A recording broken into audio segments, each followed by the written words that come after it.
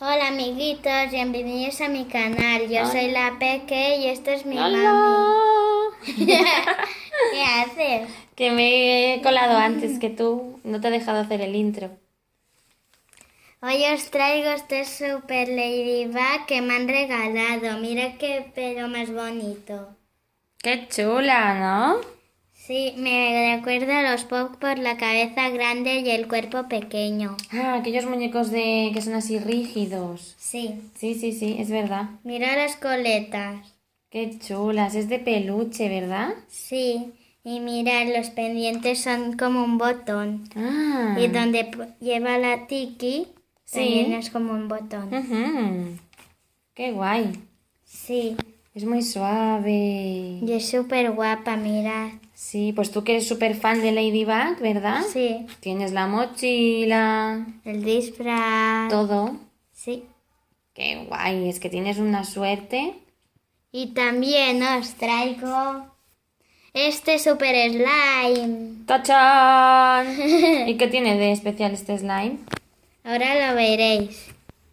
Mira, viene con un... Ah, un imán. Sí, ¿Y para qué es? ahora lo verás. Uy, uy, uy. Uy, uy, uy, uy, uy. Ahí, ahora. Uy. ¿Qué es? A ver, Slime. pero no pones el imán dentro a ver qué pasa. Vale. ¿O se ha de sacar? No, espera. A ver. ¿Se lo está tragando o me lo parece? Se lo está tragando. ¿Y eso? Porque es un slime magnético. Magnético. Mm. ¿Y Es si- como un imán. Es como un Ah, y se lo traga. A ver, ¿lo sacamos? ¿Ya lo Mira. has sacado? Ya que está el Ah, el imán. imán está aquí dentro. Sí. Se quedó el slime pegado. A ver.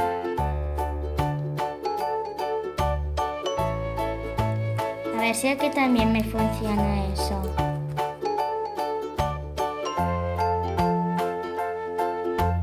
Sí, se lo traga. Qué chulo, es una pasada. Me encanta. También es un slime.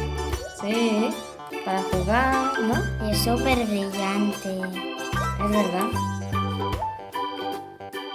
Bueno, en el vídeo de hoy queríamos también, ¿no? Sí. Dar otra sorpresa. Porque tenemos ya alguno que otro seguidor y nos han pedido, ¿no?, que les saludemos.